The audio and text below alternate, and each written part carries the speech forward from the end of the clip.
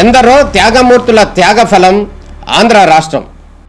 నేడు ఆంధ్రప్రదేశ్లో ప్రజలు సుఖ సంతోషాలుగా ఉన్నారా? ప్రస్తుతం ప్రజల మధ్య ఉన్న కులాల కుంపట్లు ఎవరి కోసం? చంద్రయాన్ రాకెట్ యుగంలో కూడా వర్ణ విభేదాలు దేనికి సంకేతాలు? రాజకీయ పార్టీల నేతలు ఏం చెప్తున్నారు? నేటి కాలంలో ప్రపంచాన్ని శాసించే మన యువత మేధాశక్తి ఏం కోరుకుంటుంది? తెలుసుకోవాలంటే ఆంధ్ర యువగలం. ప్రజల మాటే మా నోట. నమస్కారం.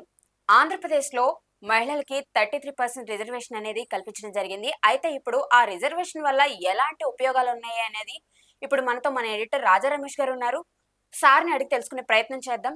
నమస్తే సార్. సార్ చెప్పండి సార్, 33% రిజర్వేషన్ అనేది ఇప్పుడు కల్పించారు ఆంధ్రప్రదేశ్ ప్రభుత్వం. దాని వల్ల మహిళలకి ఎలాంటి మేలు జరుగుతుందని మీరు అనుకుంటున్నారు సార్? ఇప్పుడు ఒక చారిత్రకమైనటువంటి నిర్ణయం తీసుకుంది ఆంధ్రప్రదేశ్ ప్రభుత్వం అని అయితే చెప్పొచ్చమ్మా.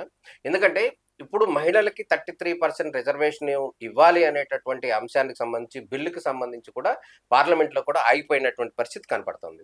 దానికి సంబంధించినటువంటి పూర్తి మెజారిటీ ఎన్డీఏ ప్రభుత్వానికి లేని నేపథ్యంలో అక్కడ మహిళలకి 33% రిజర్వేషన్ బిల్లు అనేది అఫీషియల్గా పాస్ అవ్వలేదని చెప్పాలి. అయితే ఇక్కడ పాస్ అయినా అవ్వకపోయినా పార్లమెంట్లో కూడా, కానీ ఆంధ్రప్రదేశ్ ప్రభుత్వం మాత్రం మహిళలకు సంబంధించి 33% రిజర్వేషన్ చట్టసభల్లో ఇస్తాము అనేది అయితే మహానాడు వేదికగా నారా లోకేష్ ప్రకటించడం అనేది ఒక గొప్ప నిర్ణయంగా చెప్పుకోవచ్చు. దీని మూలంగా ఏంటంటే చట్టసభల్లో అంటే రేపు సమీపంలో వచ్చేటటువంటి నెక్స్ట్ మంత్ అనౌన్స్మెంట్ రావచ్చు అనుకుంటా. దీనికి సంబంధించి స్థానిక సంస్థల్లో 33%, 100 మంది సీట్లు ఉంటే గనక అభ్యర్థులు, వారిలో 33% అంటే 100కి 33 సీట్లు మహిళలకు ఇవ్వాలి అనేటటువంటి ఒక దృఢ నిశ్చయంతో కూడా ఆంధ్రప్రదేశ్ ప్రభుత్వం భావిస్తున్నట్టు కనపడుతుంది. దాంట్లో భాగంగానే ఈ మహిళలకు సంబంధించి ఈ 33 రిజర్వేషన్ ప్రకారం వాళ్ళందరూ కూడా సీట్లు కేటాయించాలని చెప్పి భావిస్తున్నట్టు కనపడుతుంది. ఇది కనుక కేటాయించినట్టయితే ఖచ్చితంగా కూడా ఆంధ్రప్రదేశ్ ప్రభుత్వానికి చాలా మేలు జరిగేటటువంటి అవకాశం కనపడుతుంది. మహిళా పక్షపాతి ప్రభుత్వం అనేటటువంటి ముద్ర అయితే ఉండే అవకాశం ఉంది. అదేవిధంగా మహిళలు కూడా ఎక్కువ మందిని రాజకీయాల్లోకి తీసుకురావటం మూలంగా ఎక్కువ మంది ఓటు బ్యాంకు ఎన్డీఏ ప్రభుత్వానికి. ఎందుకంటే ఇప్పుడు ఆంధ్రప్రదేశ్లో తెలుగుదేశం పార్టీ, బీజేపీ, జనసేన 3 పార్టీల ఆధ్వర్యంలో ఎన్డీఏ ప్రభుత్వం నడుస్తుంది కాబట్టి ఈ 3 పార్టీలు కూడా మేలు జరిగేటటువంటి అవకాశం కనపడుతుంది. అదేవిధంగా దేశంలో ఏ రాష్ట్రం కూడా తీసుకోని విధంగా ఆంధ్రప్రదేశ్ ప్రభుత్వం మాత్రమే ఇటువంటి ఒక మంచి నిర్ణయానికి ముందు స్టెప్ తీసుకోవడం అనేది గొప్ప విషయంగా అయితే చెప్పుకోవచ్చమ్మా. చెప్పు నెక్స్ట్ అమ్మా, నెక్స్ట్ క్వశ్చన్. సార్ అయితే ఇప్పటికే డ్వాక్రా సంఘాలని చెప్పి ఇలా ఫ్రీ బస్సులు అని చెప్పి మహిళలకి ఆల్రెడీ ఇది రిజర్వేషన్ కిందకి రాదంటారా సార్? మళ్ళీ ఇప్పటికే సార్ అయితే ఇప్పటికే డ్వాక్రా సంఘాలని చెప్పి ఇలా ఫ్రీ బస్సులు అని చెప్పి మహిళలకి ఆల్రెడీ ఇది రిజర్వేషన్ కిందకి రాదంటారా సార్? మళ్ళీ ఇప్పటికే దీన్ని 33% రిజర్వేషన్కి చేయడం గురించి మీరు ఏమనుకుంటున్నారు సార్? ఇప్పుడు ఒకటమ్మా, అంటే మన సమాజంలో కనుక చూసినట్టయితే పురుషులు స్త్రీలు చెరిసగంగా ఉన్నారు అనేది మన చెప్తున్నటువంటి లెక్కలు. కొన్ని సందర్భాల్లో కూడా మహిళలు ఎక్కువ మంది కూడా ఉన్న పరిస్థితి కనపడుతుంది. అంటే ఒక సమాజంలో 100 మంది, ఒక విలేజ్లో 100 మంది ఉంటే అందులో 50 మంది మహిళలు, 50 మంది పురుషులు ఉన్నారనేది ఒక లెక్క. అంటే మిగతా వాళ్ళ సంగతి అట్లా ఉంచితే కనుక జనరల్గా లెక్కేస్తే కనుక ఒక 50 మంది వాళ్ళు, 50 మంది ఇటు ఉన్నారనేది లెక్క. ఇట్లాంటప్పుడు ఇప్పుడు మహిళలకి ప్రత్యేకంగా ఇవ్వటం మూలంగా ఇప్పుడు మీరు అంటున్నట్టుగా స్త్రీ శక్తి ద్వారా మహిళలందరికీ కూడా ఫ్రీ బస్ అనేది ఇవ్వటం జరుగుతుంది.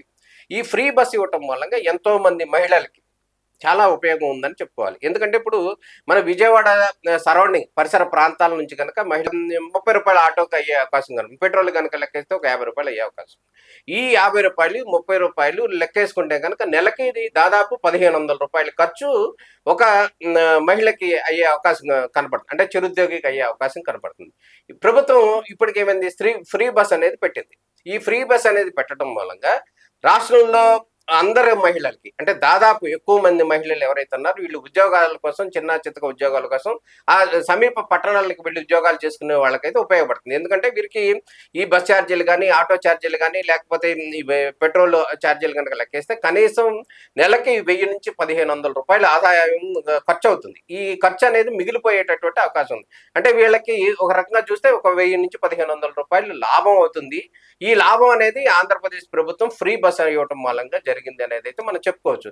ఈ మూలంగా ఏంటంటే ఈ మహిళల యొక్క సానుభూతి కావచ్చు, మహిళల యొక్క ఆదరణ కావచ్చు, ఇది ప్రభుత్వానికి వచ్చింది. కొంత మేరకు ప్రభుత్వానికి మేలు జరిగిందని అయితే అనుకోవచ్చు.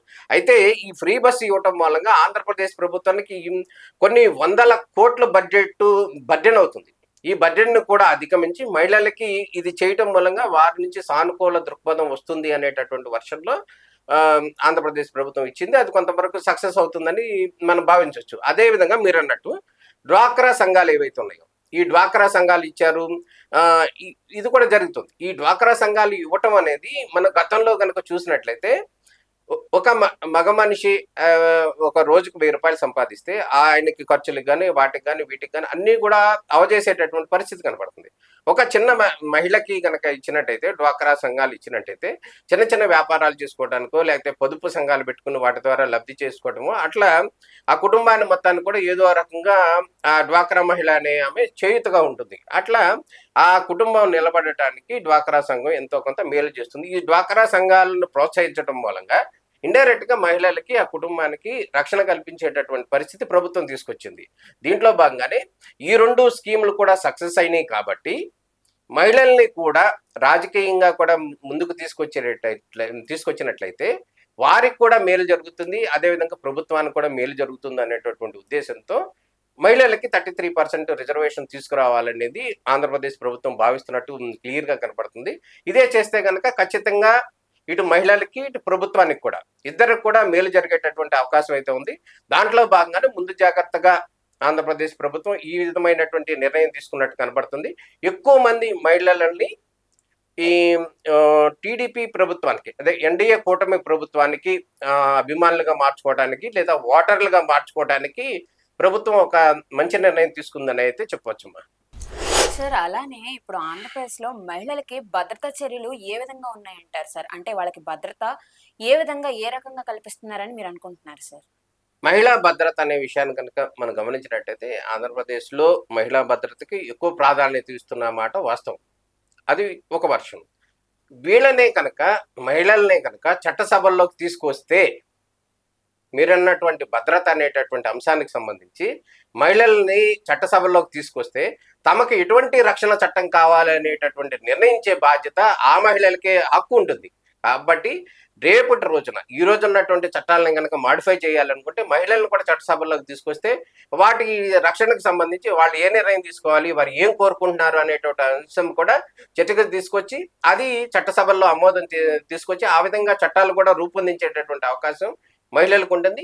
ఈ మహిళా భద్రతకు సంబంధించి ఇప్పటి వరకు చాలా చేస్తున్నారు. ఇంకొంత కూడా చేయాల్సినటువంటి అవసరం ఉంది. సమాజంలో కూడా మార్పు రావాల్సినటువంటి పరిస్థితి కనపడుతుంది. మొత్తానికైతే ఈ 33% రిజర్వేషన్ ఇవ్వటం అనే విషయంలో అయితే కనుక ఆంధ్రప్రదేశ్ డేరింగ్ స్టెప్ అయితే తీసుకుందని అయితే చెప్పొచ్చమ్మా.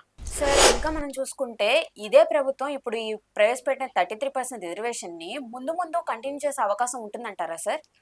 ఖచ్చితంగా అమ్మా. ఎందుకంటే కనుక మహిళలకి సంబంధించి ఒక నిర్ణయం తీసుకుంది అనుకోండి, ఈ ప్రభుత్వం ఒక నిర్ణయం తీసుకుంది అనుకో, రేపొద్దున ఇంకో ప్రభుత్వం కావచ్చు, మరుసటి రోజు ఇంకో ప్రభుత్వం కావచ్చు, లేదు వీటన్నిటికంటే ముందు రేపు ఎలక్షన్ క్యాంపెయిన్లో కూడా హామీలు ఇచ్చే సందర్భంలో కూడా ఖచ్చితంగా దీనికి సంబంధించి మేము ఇది చేస్తాం మహిళలకి అని చెప్పి ముందుకు వస్తేనే వారికి రాజకీయ భవిష్యత్తు ఉంటుంది, వారికి ఓట్లు పడేటటువంటి అవకాశం ఉంది.